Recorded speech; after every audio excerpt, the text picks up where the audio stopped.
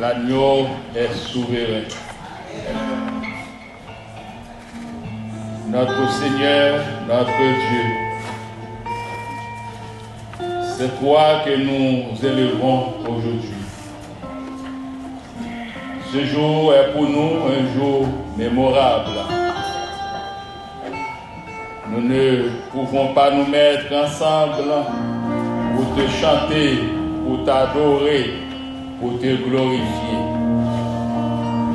Toi qui as tant souffert pour nous, toi qui as tout accepté, et tu as tout accepté dans le but de nous sauver. Par rapport à ton sang qui a été coulé à flot à la croix, nous avons été délivrés de l'esclavage du péché. Notre rançon a été acquittée. Tu nous as rendus libres. Cette liberté nous permet aujourd'hui encore de nous exprimer à ton humble égard. Nous sommes dans la joie puisque nous te célébrons. Toi qui es au-dessus de tout, toi qui es le Dieu fort, le Dieu de toute éternité, toi qui nous accompagnes toujours dans nos moments de toutes sortes, tu nous aides à vivre sans inquiétude. En tant que l'agneau qui a été immolé, tu as le contrôle de notre être. Et nous vivons avec une espérance certaine. Jour après avoir connu la mort physique, nous aurons aussi à revivre avec toi dans l'éternité généreuse. Quelle espérance certaine et véritable. Nous voulons, notre Dieu, te remercier pour la vie que tu as mis en nous, pour le souffle de vie qui est fonctionnel en nous. Merci pour ton peuple qui se rassemble ici. Merci pour chaque personne qui se met à ton service. Merci pour l'équipe de louanges qui vient d'exalter ton nom saint, ton nom béni. Merci pour les musiciens. Merci pour chaque participant dans ce service. Merci pour chaque groupement, chaque moyen d'action. Merci pour ta servante qui s'occupe de la projection. Merci pour tout. Merci, notre Dieu, pour la sœur Vina qui n'a pas été avec nous, ça fait des temps. Mais tu permets, notre Dieu, à ce qu'elle soit parmi nous par aujourd'hui. Nous prions que tu puisses continuer à la préserver, à la protéger, que tu puisses continuer à la garder sous tes ailes. Merci pour des gens qui peut-être n'étaient pas présents parmi nous pendant des temps et qui ne savent quoi faire parfois dans leurs décisions. Il y a des gens qui réfléchissent en se posant cette question: est-ce qu'il est probable de continuer à servir le Seigneur? Mais nous voulons dire haut et fort en cette journée commémorative qu'il est un devoir pour chacun de tes enfants, pour chaque créature, de pouvoir te célébrer, car tu es le Dieu qui protège, tu es le Dieu qui guérit, tu es le Dieu qui console, tu es le Dieu qui bénit de toutes sortes de bénédictions. Que tu puisses parler dans les cœurs de ceux et celles qui sont découragés, afin qu'ils puissent reconnaître c'est vraiment normal de chercher à servir le Seigneur. C'est le Seigneur qui fait de nous ce que nous sommes. Lui qui a connu la mort pour nous. Lui qui a connu toutes sortes de maltraitances. Lui qui était sorti vivant du tombeau. Pour toi ne pas le servir. Nous voulons te demander laver, au Père, de nous conscientiser, de nous aider à continuer à avancer vers toi et d'aider ceux et celles qui ne savent pas quoi faire encore à prendre la décision, la détermination de marcher avec toi. Il est venu le temps et de proclamer tes oracles en cette occasion spéciale. Nous prions que tu puisses nous sceller avec la puissance d'en haut, afin que ta parole puisse être prêchée avec vieillesse comme toi. Tu n'aurais pu prêcher si tu devrais être ici en chair. Exauce pour nous cette prière. Nous n'avons pas de mérite. Nous te demandons toutes ces grâces en fonction de nos œuvres méritoires, mais c'est au nom et par les mérites de ton Fils unique, Jésus-Christ, lui qui était crucifié, lui qui était sorti vivant du tombeau. C'est à son nom que nous prions. Amen. Chers frères et sœurs, je vous demanderai de vous mettre debout. Ne regardez pas l'heure qui passe. Alors, c'est un dimanche tout à fait spécial qui nous rappelle tout ce que le ressuscité a fait dans notre vie. Je m'en vais vous lire la parole du Seigneur.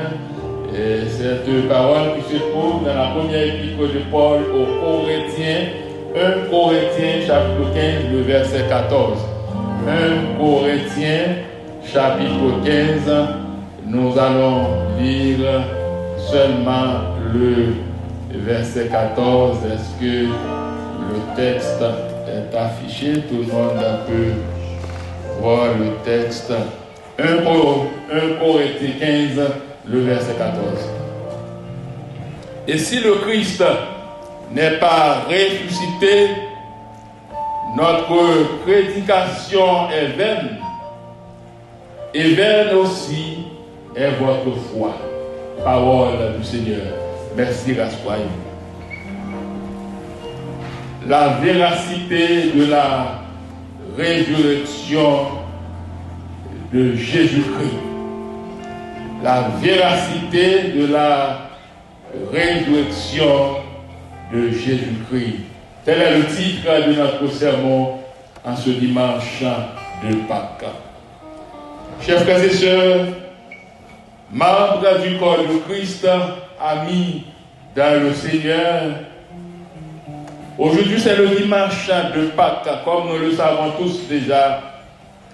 Ce dimanche qui est dénommé jour de victoire, victoire de Jésus sur la mort, victoire de la vie sur la mort, victoire de la lumière sur les forces ténébreuses. Et cette victoire, chers frères et sœurs, émane de celui qui était mort et de celui qui était ressuscité le troisième jour, savoir le Seigneur Jésus-Christ que nous célébrons aujourd'hui. Nous venons de chanter avec joie, nous acclamons le Seigneur mort et ressuscité. Nous venons de chanter avec force, avec conviction. C'est parce que tout simplement nous croyons dans la véracité de la résurrection de Jésus-Christ. Il est réel, chers frères et sœurs, que Christ était mort et le troisième jour, le tombeau ne pouvait pas le retenir. Il était sorti vivant du tombeau. En fait, le jour de la résurrection de Jésus-Christ, c'est quoi en somme, chers frères et sœurs? La Bible, la parole de Dieu qui est notre boussole. La Bible qui est là pour nous éclairer, pour nous apporter la lumière sur pas mal de questions posées. Parfois, en tant que chrétiens, nous sommes confus. Il y a des gens qui ne cessent pas de se poser des questions. Ce Jésus était-il vraiment mort? Ce Jésus était-il ressuscité? Mais le texte nous répond, chers frères et sœurs, pour nous dire que oui, Jésus, il était mort et il était sorti vivant du tombeau.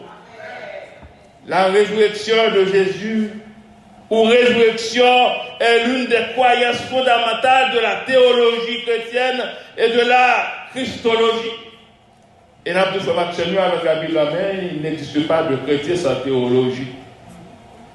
La résurrection est l'une des croyances fondamentales de la théologie chrétienne et de la christologie. Quand on parle ici de christologie, c'est l'étude sur Jésus-Christ. Jésus-Christ, il est vraiment Dieu qui en forme le centre. Et dans l'un des plus anciens récits du christianisme, la première épître aux Corinthiens, le texte de base de notre sermon pour aujourd'hui, l'apôtre Paul a déclaré ouvertement: si le Christ n'est pas ressuscité, notre prédication est vaine, et vaine aussi est votre foi. Est-ce que votre foi est vaine, l'Église? Est-ce que notre foi est vaine? Non, notre foi n'est pas vaine, parce que nous croyons dans le Christ mort et ressuscité au siècle des siècles. Il est vivant, chers frères et sœurs. Et la Bible, la parole de Dieu nous dit que la résurrection parachève la vie et la mort de Jésus, et elle est le cœur de la foi chrétienne pour le croyant. Et bien la résurrection, chers frères et sœurs, scelle notre victoire sur la mort et atteste la divinité de Jésus. C'est la résurrection qui a confirmé vraiment Jésus-Christ, il est Dieu. Il est Dieu. De même que son Père, il est Dieu. Le ressuscité, le Seigneur, il est Dieu dans toute son essence, chers frères et sœurs. Dans tout lui-même, c'est bon Dieu lié. Il n'y a pas rien qui empêche le bon Dieu. Il c'est bon Dieu. C'est pas lui nous prier. Chaque fois nous prions, papa, nous disons nous prier dans le précieux nom de ton Fils, Jésus-Christ.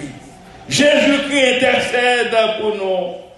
Et nous disons avec chaque monde qui l'a matin, Jésus vous aime. Jésus t'aime, mon frère. Jésus t'aime, enfant, adolescent, la jeunesse, adulte. Jésus nous aime. Nous devons continuer à le servir. Nous devons continuer à l'adorer parce qu'il est bon pour nous. Que pourrions-nous faire sans Jésus, chers frères et sœurs? Il y a un cantique qui dit sans Jésus, mon ciel est voilé. Sans Jésus, nous t'apprenons tout noir.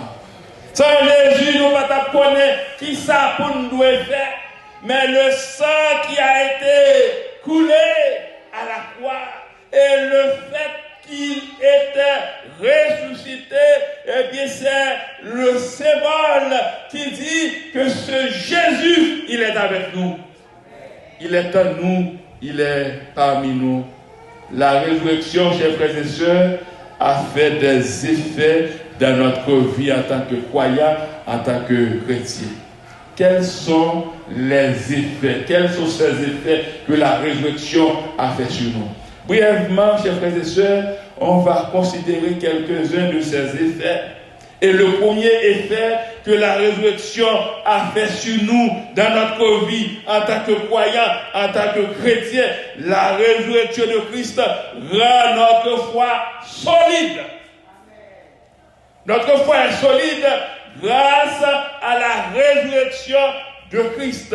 Notre foi, chers frères et sœurs, elle repose sur un fait historique qu'est la résurrection de Christ. En Corinthiens 15, verset 12 au verset 20, l'apôtre Paul a défendu et défend le caractère historique de la résurrection de Christ.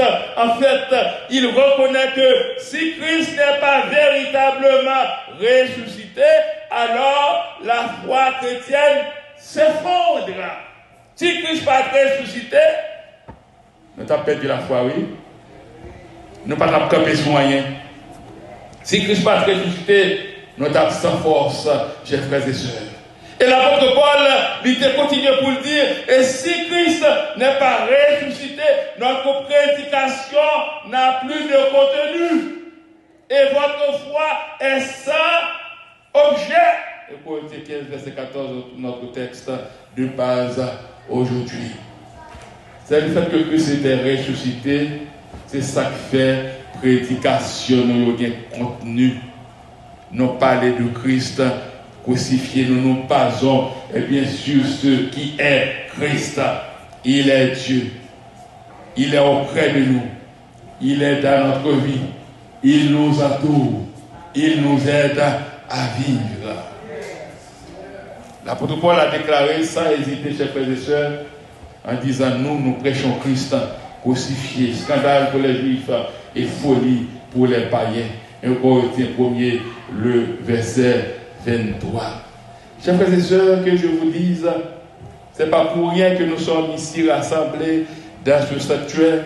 Nous sommes dans ce sanctuaire en signe de reconnaissance.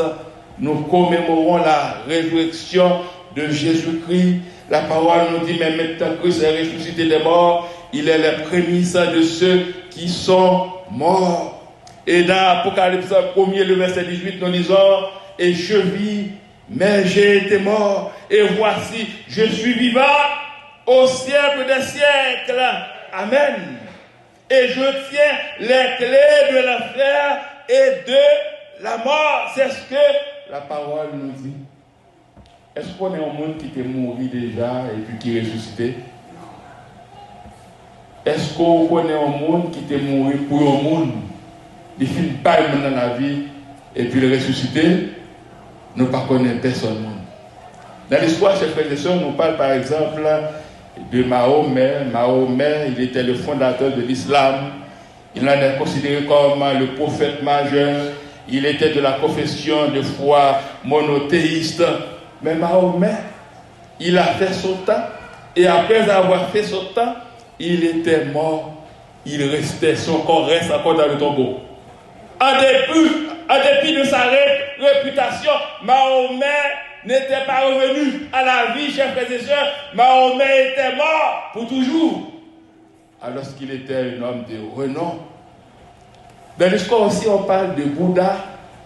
Bouddha, c'est de la religion bouddhisme. Le bouddhisme est une religion et une philosophie dont les origines se situent en Inde au 6e et 5e siècle avant Jésus-Christ. Eh bien, adepte Lio en Occident, Tegeta d'Astral pour bon Dieu. Mais Bouddha, lorsqu'il était fait temps, il mourit et il était dans ton bois, encore pas levé. Frère Maxime, seulement Jésus-Christ était mort et il était ressuscité. Vous vous souvenez de Nelson Mandela? Nelson Mandela, un homme d'État sud-africain, il a été l'un des dirigeants historiques de la lutte contre le système politique institutionnel de ségrégation raciale. Nelson Mandela a marqué son temps comme noir. En dépit de tout, après sa mort, jusqu'à maintenant, il est resté dans le tombeau, chers frères et sœurs. Nous ne connaissons pas qui mourit. Malgré non, il a une réputation, et puis il a mouru pour le peuple, et il a ressuscité encore. Personne ne monde. Seulement Jésus était mort et il était ressuscité. Dans l'histoire de notre pays natal, chers frères et sœurs, on parle des héros de l'indépendance d'Haïti comme Toussaint Louverture, Jean-Jacques Dessalines, Henri, Christophe, Pontité, Sayo. Et bien après tout combat a été filmé, ils ont été morts jusqu'à maintenant, ils ont été encore dans ton bois, frère Maxime. Les gens qui ne connaissent pas encore le Seigneur, malgré leur niveau parfois dans l'ignorance, je me souviens un jour qu'ils ont fait à Marchand des Salines et puis m'attendais déclaration. Il y a un monde qui plaçait au timon des affaires. Est-ce qu'il était député ou sénateur quelconque?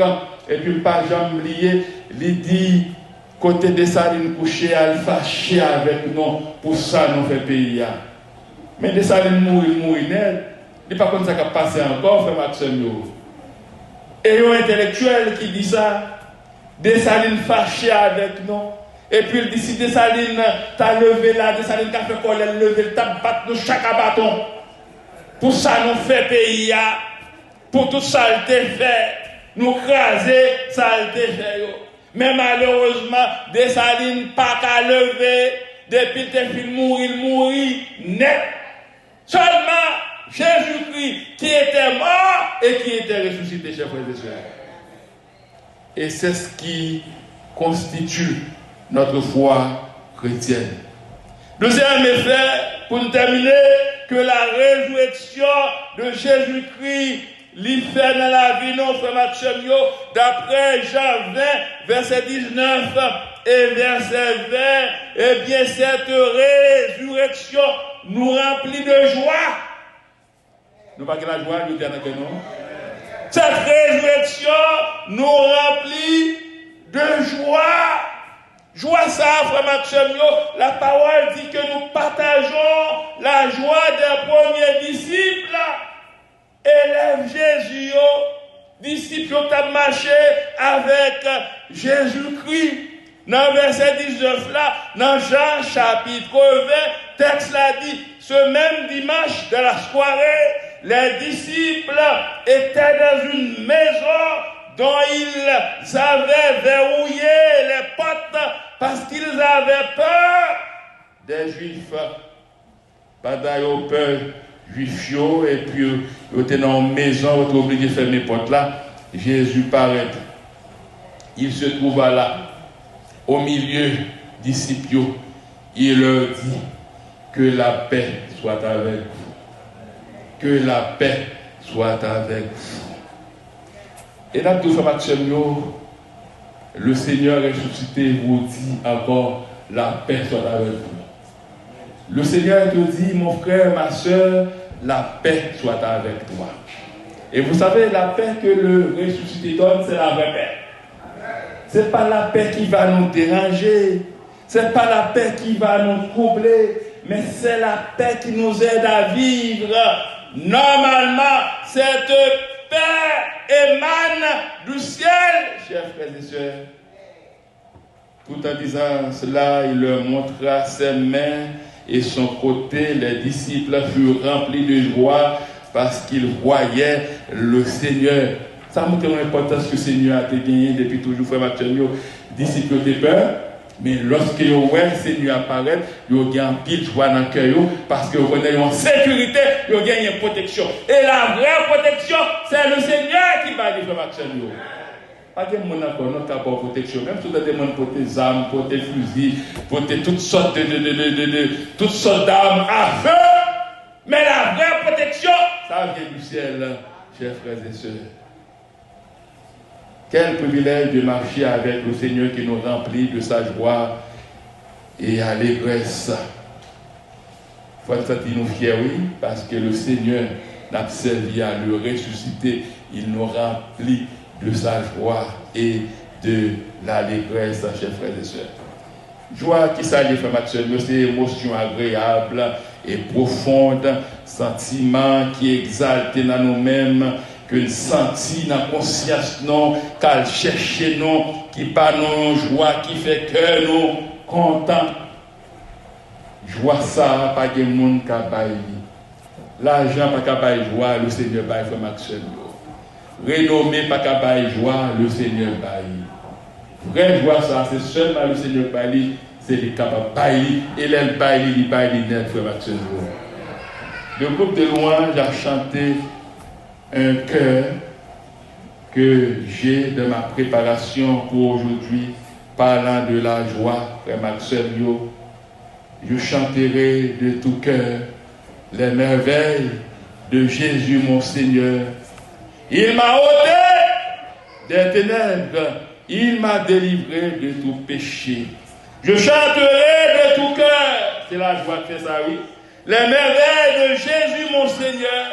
Il m'a ôté des ténèbres, il m'a sauvé de tout péché. Je suis dans la joie, une joie immense. Je suis dans l'allégresse, car mon Dieu, Yahweh m'a libéré. Je suis de la joie, une joie immense. Je suis de l'allégresse, car Yahweh m'a libéré. Frère Maxime, on a terminé le dia pour nous dire, il est important de choisir de marcher avec Jésus, le crucifié et le ressuscité. Jésus, c'est lui qui doit prendre le contrôle de notre vie. Jésus, c'est lui qui est capable de combler nos vides. Jésus, c'est celui qui est capable de tout faire pour nous. Jésus, c'est celui qui fait tout pour nous. Après le papa de nos pièces règlement. Le Seigneur m'a donné pour nous servir seulement. Au même temps que servir le Seigneur, n'a pas courageux aujourd'hui encore continuer à servir le Seigneur parce qu'il est bon, car sa bonté durera toujours. Le Seigneur, il est le Dieu qui fortifie, il est le Dieu qui remplit, il est le Dieu qui n'abandonne jamais ses enfants.